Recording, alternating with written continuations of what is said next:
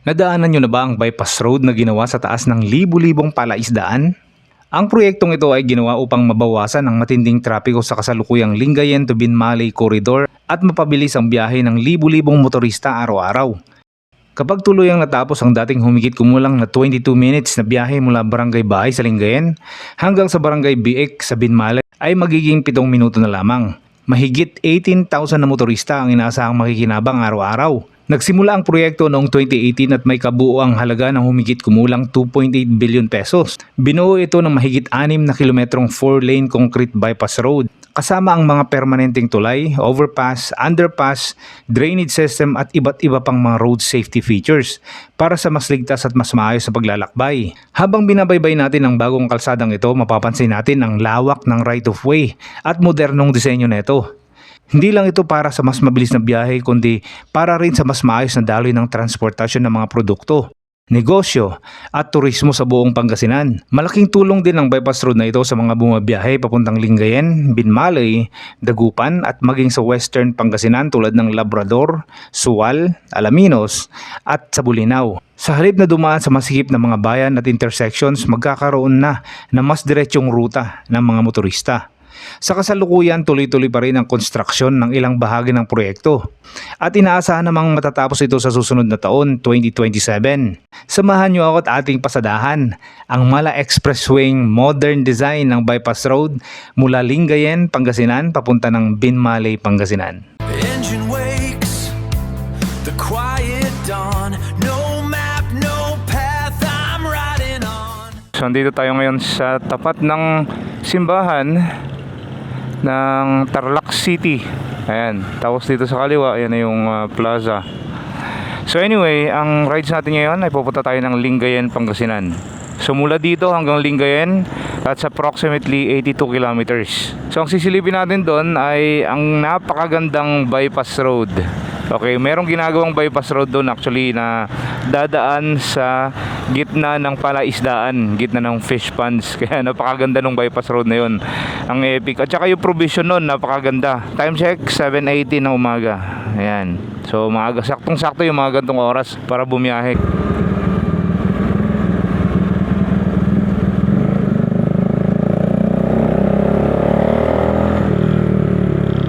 Rush hour. So traffic talaga. Finally, nandito na tayo sa Tarlac to Pangasinan Road. Ito na po yung highway. Ang ganda ng kalsada dito. Para ka lang nagpapatakbo sa expressway. So dito tayo. 78 din. Okay.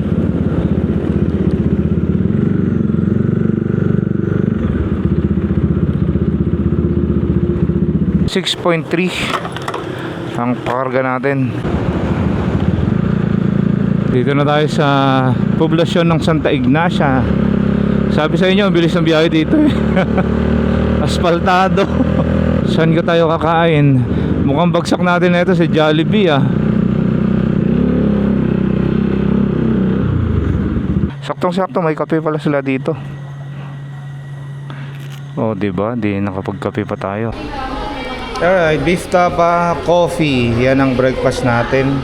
Dito na tayo sa bayan ng mga Tarem.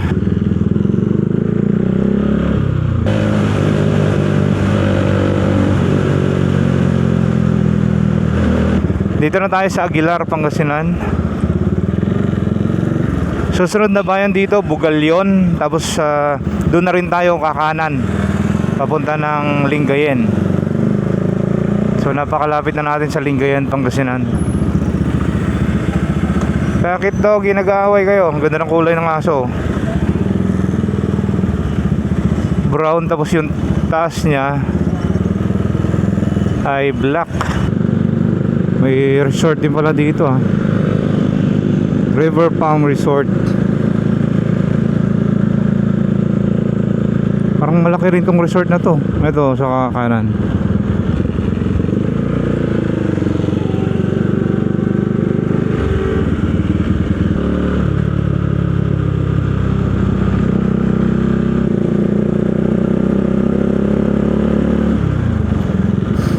Lumang tulay ito eh. Ganito yung design ng lumang mga tulay, bakal. Pero I think well maintained naman to.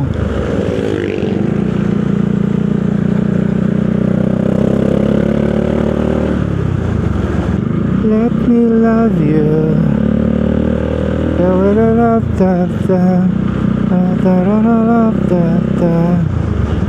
Let me love you. Ulit-ulit.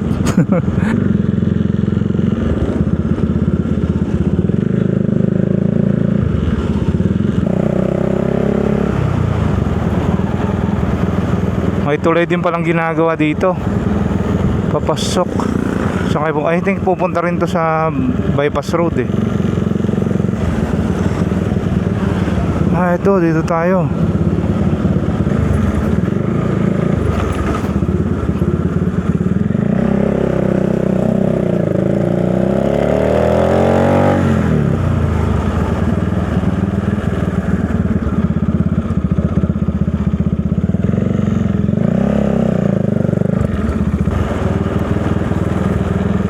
Wala tayong lilim dito ah. Kasama na to sa bypass road. Dudugtong to doon sa intersection doon sa pinasukan natin doon. Kung maalala nyo, merong intersection doon kanina yung pinasukan natin bago tayo makarating dito sa kalsadang to. Doon dudugtong to, paikot papunta ron, bale. So kailangan natin paliparan para makita nyo. Pinaka main road ng Lingayen. So pag dire-diretsuin mo yan na po yung sentro ng poblasyon ng bayan ng Lingayen. Oh, by the way guys, kung di nyo pa alam Lingayen po ang capital town ng probinsya ng Pangasinan. Mula dyan sa tulay na yan hanggang sa intersection, mga kulang-kulang 500 meters din siguro yan. Maiksi lang naman. So ito na yung pinakamahaba bale na kukonekta sa kabilang bayan ng Binmalay. Ayan, so tapat natin dito yung CSI Lingayen.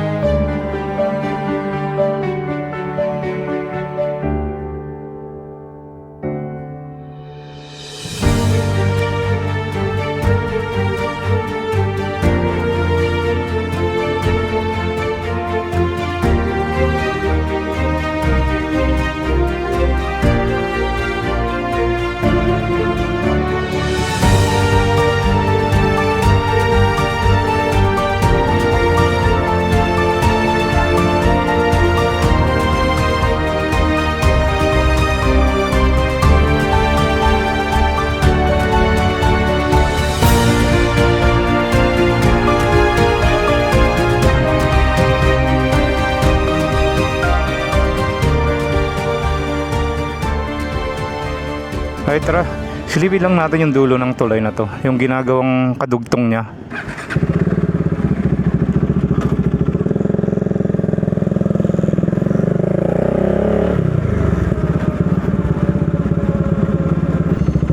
So ilang metro lang naman tong dinudugtong nila na to. I think mga 30 meters, 50 meters, parang ganyan. Maiksi lang.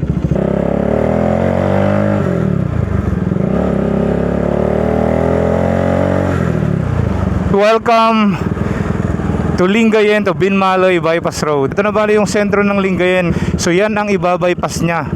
Gitna ng palaisdaan. Napakadaming fish ponds yan mga brother, lalo na dito sa kanan. Kung napansin nyo sa drone shot kanina, halos lahat yan, itong gilid na to, puro palaisdaan yan. Dito rin naman sa kaliwa, yung tabi mismo ng bayan, ay palaisdaan din yung mga yan. Pero syempre mas konti lang dahil nga limited lang yung space. Yan, isang tulay ulit to. Kung mapapansin nyo, yung provision nito ay 4 lanes dito sa kalsada niya. At dito naman sa side ay may bike lane at saka pedestrian. Tapos isa pang maganda, merong center island. Napakaganda ng provision na ito. Gagawa ka lang din naman ng bypass road, lubusin mo na, di ba? Yung mga tulay na ginawa dyan, meron na rin pintura eh. Katulad nito, yan, may mga pintura na siya. Eh pagdating ng araw, asphaltohin pa to, hindi lalong gumanda, di ba? Puro fish ponds yan hanggang dun sa kabilang bayan, sa Binmaloy.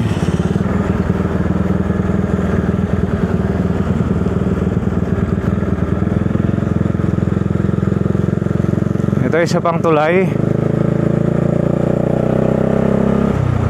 Yan. Grabing lapad. So may mga maliliit namang kalsada na kukonekta dito sa mga ponds, mga fish ponds, at saka dito rin sa bayan ng Lingayen.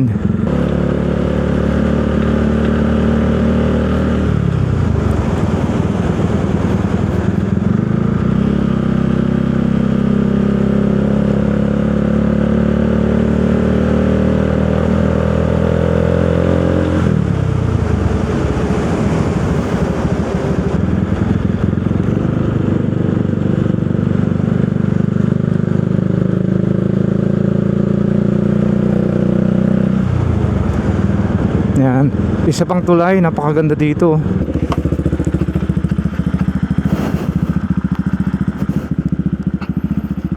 Wow, nice. Ganda oh. So part na to ng ilog, pero may mga fish ponds pa rin dito. Para sa bangus siguro yan. So siguro mga laman nito, bangus, tilapia. Walang nasayang na space. Napapakinabangan, ginawang fish ponds. Ganda. So kung manggagaling ka dito sa Binmaloy, mas maganda yung view pag galing ka dito papunta ng Lingayen. Kasi tanong mo yung mga bundok doon oh. Part yan ng Bugalyon, Labrador. Papunta naman doon yung Suwal. Ang ganda ng bahay sa gitna ng fish pond.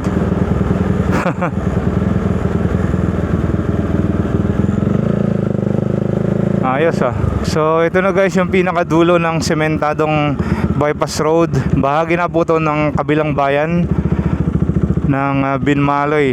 Ang kabuuan ulit ng kalsadang to ay 6 kilometers mula Lingayen, Pangasinan hanggang dito sa kabilang bayan. Susundan pa natin to kasi may extension to eh. Ayan, may tulay pa dun sa kabila. Susundan natin yan para makita natin kung ano pang nagagawa nila dyan. Pero mamaya pagbalik natin, dadaan din tayo dito pagbalik doon sa Lingayen, Pangasinan. Pupunta tayo sa may rough road na to hanggang sa may ginagawang tulay na yon. Tignan natin kung ano pang mayroon doon.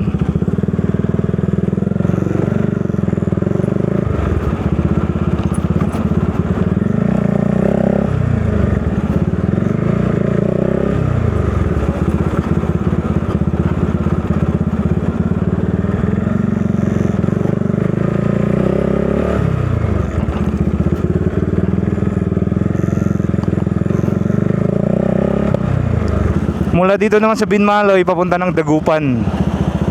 Itong daan na to.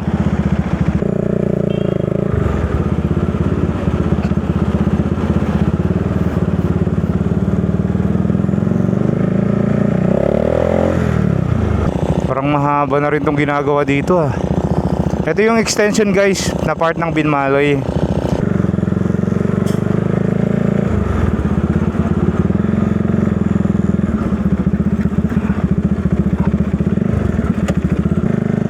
Madulas to boy.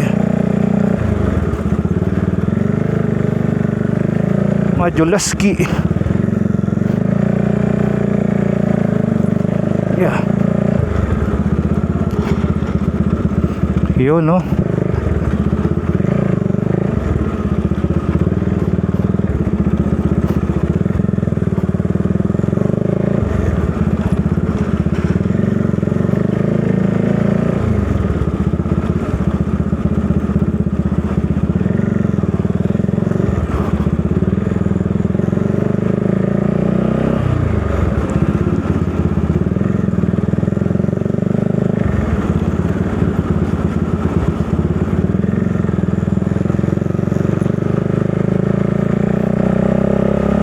Mukhang mahaba na rito natatambakan dito.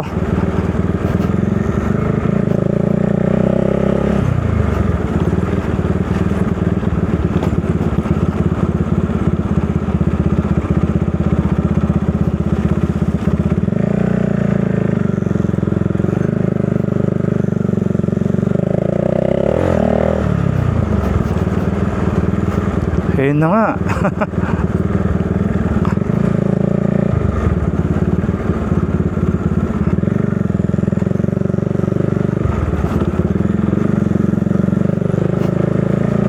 Silipin nyo natin sa dulo.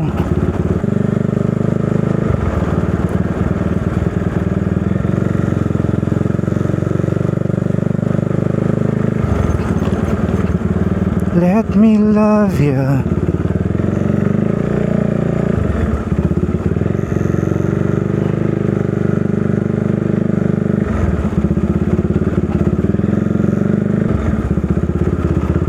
Oh wow. Ito na yung pinakadulo. Actually nakikita pa yung part mahaba na rin itong extension na to. Babalikan lang natin yung Lingayen to Binmalay Bypass Road. Doon sa kabila yung dinaanan natin kanina. Pagkatapos natin doon ay tsaka tayo pupunta sa Baywalk ng Lingayen, Pangasinan. May papakita lang. Maghanap tayo ng resort doon. Oh, putik kami ni Domi ngayon ah.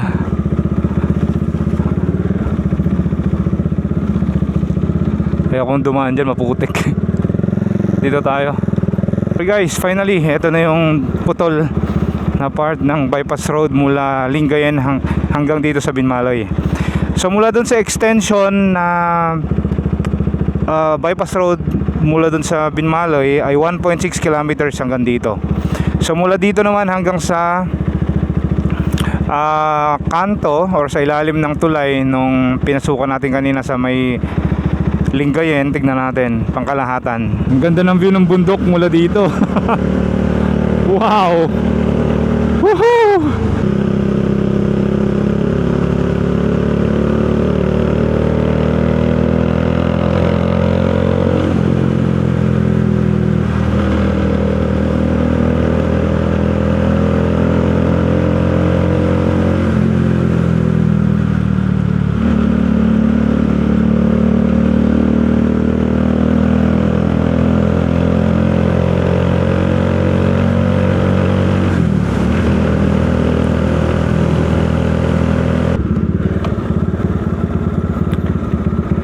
Alright, check natin ang kung ilang kilometro. 6.1 kilometers mula doon sa extension ng Binmalay Bypass Road. Ayan, hanggang dito. So hindi pa to yung dulo niya. Siguro mula dito hanggang sa dulo mga around 600 meters pa yan. So tansyahin na lang natin kung 500 meters hanggang sa pinakapasukan sa highway ay 6.6 kilometers mula doon sa extension.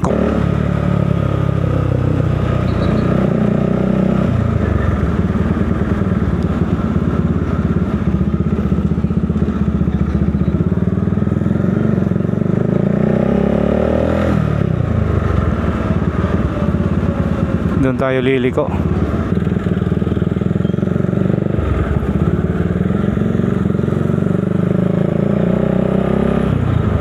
Ang ganda rin ng entrance na ito, ano? Pababa na to, papunta ng Capitol Building. Tapos likod ng Capitol Building, yun na yung Baywalk.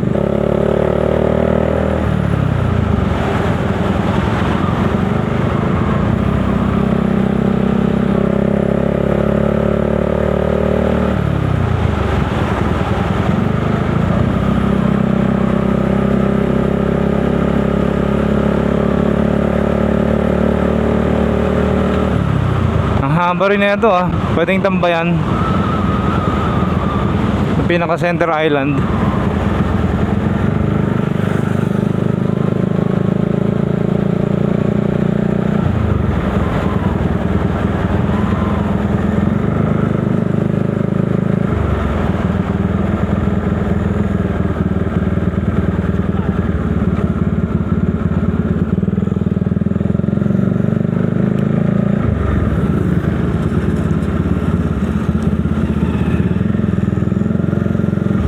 Entrance only, okay. At least pwede tayong pumasok.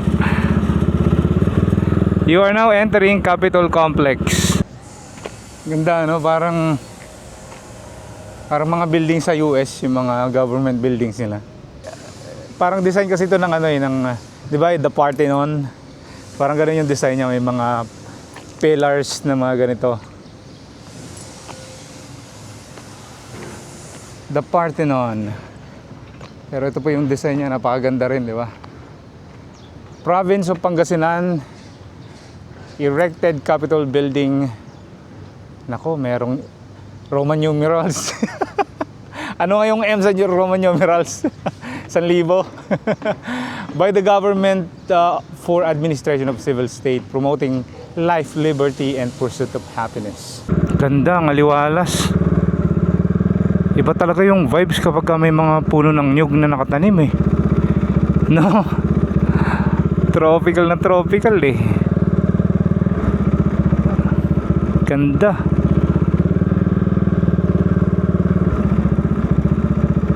Ito maganda ring dayuhin to kapag may food park dito.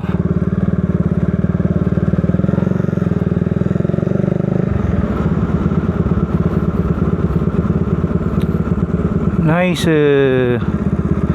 Ay, tinambakan na nila pala sa taas oh. Kasi talagang umaabot dito yung buhangin niya sa may likod mismo ng Capitol, kaya siguro tinaasan to. At ito naman ngayon yung marker C. Pangasinan, sabi. Tapos itong kalsada na to guys, ito naman yung coastal road ng Lingayen at saka Binmaloy. So bukod dun sa bypass road na pinakita ko sa inyo kanina, meron pang napakaluwang din ng kalsada, which is itong coastal road na to, na magdudugtong sa dalawang bayan na to. Dire-diretsuin lang natin yan, dudugtong din yan sa may bayan ng Binmaloy, kung saan tayo nang galing. Ang pupuntahan naman natin ngayon ay doon sa dulo ng kalsada na to, part yan ng Lingayen, sa may ilog or sabangan, tawag nila dyan, sabangan. So dito sa gilid-gilid naman ng Baywalk or coastal road, may mga mauupuan kayong ganyan.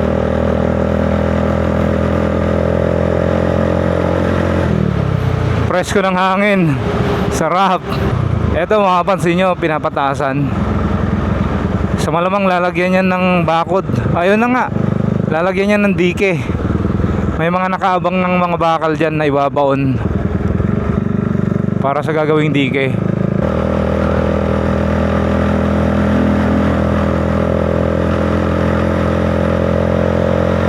Grabe ang haba na ito.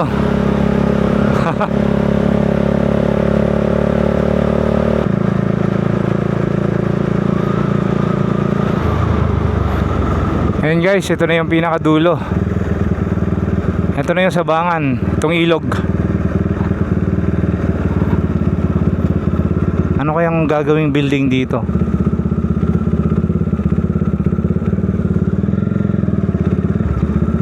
Napakaganda ng view dito mga brother. Wow.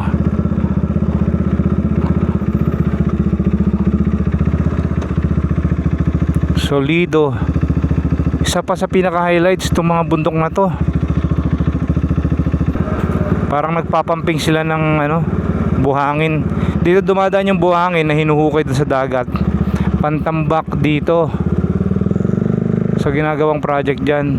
At hanapin natin yung campsite dito. Alam ko may campsite dito eh. Yung campsite sa nagkakamping. Yung may nagkakamping. Hindi ba dito yon or sa kabila? Sa kabila? Saan banda ron? Dadaan pa ako dito? May daan pa dun papunta ron?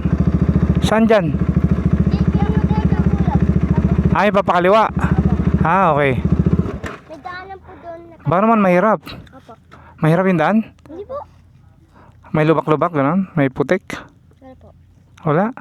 Saan naman kung didiretso to, saan naman pupunta? Daya. Didaya. Ilog pala. Ilog, yun na yung ilog. Jarangtay, Bangir. Opo. Pag Barya. Opo. Tingnan natin kung may barya ako.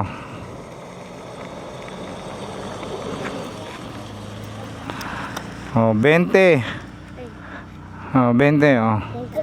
Babay po kuya. Ah, sige. Balik tayo. So, hanapin lang natin yung campsite dito. I think sa kabila yun. Limahong Center. Ah, sa mga Muslim to.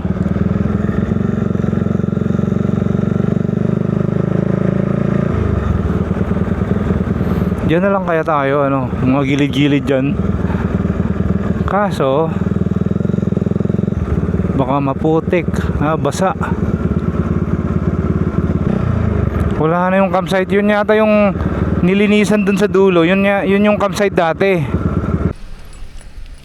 Ay guys, tanghaling tapat. Dito muna tayo, o dito na lang tayo magpahinga. So lagi kong dala-dala tong duyan na to para kung gusto kong magpahinga. Meron ako mahihigaan. Basta may masasabitan ka lang puno ganito, okay na. Ang presko rin dito. Ang sarap mahiga. Palibasa tabi ng dagat kaya mahangin. 1:52 PM na tayo, hapon na. Actually medyo mainit pa rin pero hindi naman katulad kanina na sobrang init. So ang gagawin natin mula dito, babaybayin natin itong gilid ng dagat na to papunta sa Binmalay. So ito ngayon yung project na ginagawa dito, gagawan ng harang or dike itong gilid ng dagat para pag bumagyo hindi pumupunta dito kasi umabot dito yung buhangin eh. Magsawa kayo kahit saan kayo maligo dyan mga brother, kasi sobrang haba talaga niyan. Kahit titignan natin sa mapa, samgyup.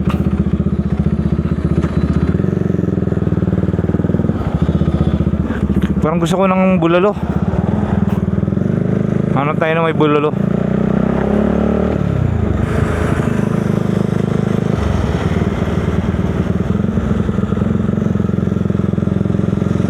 Shout out daw. Oh, shout out sa inyong tatlo. Hindi kayo mawawalan dito ng pwesto. Tara. Tingnan natin. Pinuntahan ko naman kanina yung ibang parts doon sa dulo, part ng Lingayen.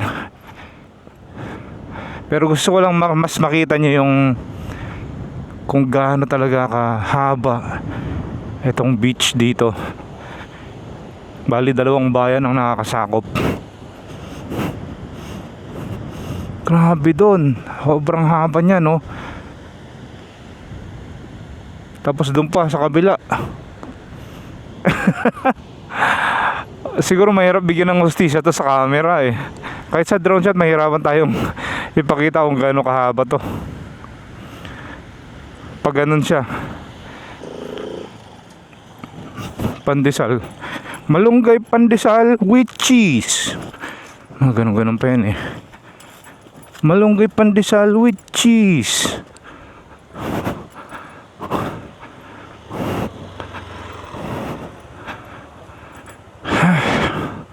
Napatigil din. Presko rin kasi dito. Masarap tumambay. Kahit saan ka lang tatambay, yung presko siya. Binmalay, Pangasinan, sa kabilang bayan na to.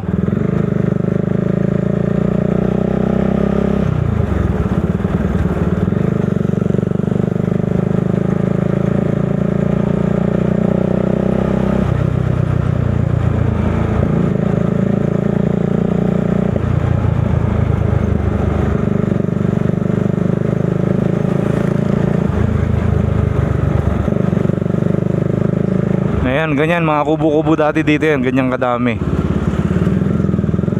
Napakadaming nawala. Yung mga isda oh. Ayan, mga isda lang sa gilid-gilid. Itong kanto na to, papunta na to ng bayan, poblasyon ng Binmalay. Diyan tayo dadaan mamaya pag mag-exit na tayo.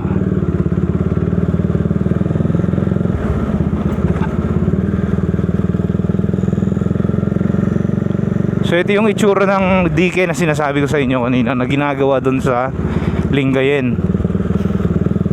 Medyo mababa pa nga to eh. Baka nga tataasan pa yun.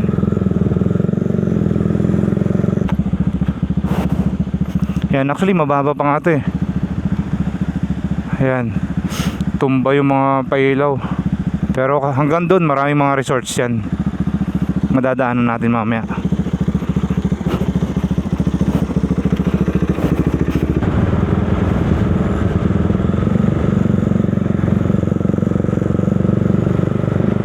Ito yung mga resorts guys. Sa gilid-gilid, napakadami rin. Tabi-tabi. Oh, parang may castle pa dito. Castle design. Oh yeah. Harpaz. Wala masyado napasyal dito dahil nga weekday. Usually weekend yan mabenta. At saka paghapon, kasi naglalabasan yung nagtitinda dito sa labas eh, sa may Baywalk. Ang haba pa ng kalsadang to, grabe. Kanina pa tayo nagpapatakbo.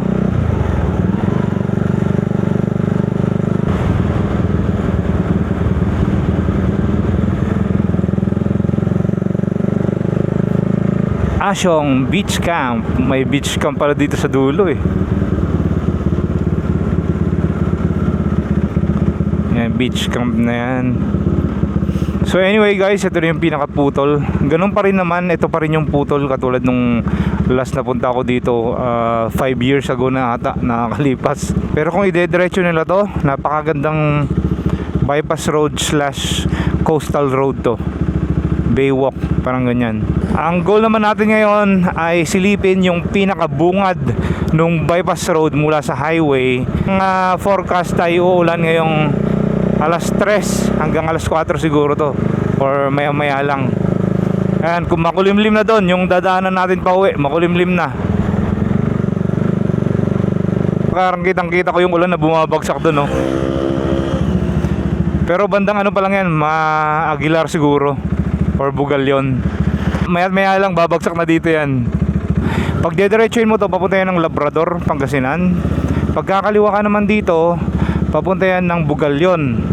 Okay, kung saan tayo nanggaling kanina pumasok, papunta dito sa Lingayen. Papakita ko sa inyo yung kabilang side. At doon, ito yung dulo naman ng ginagawang bypass road.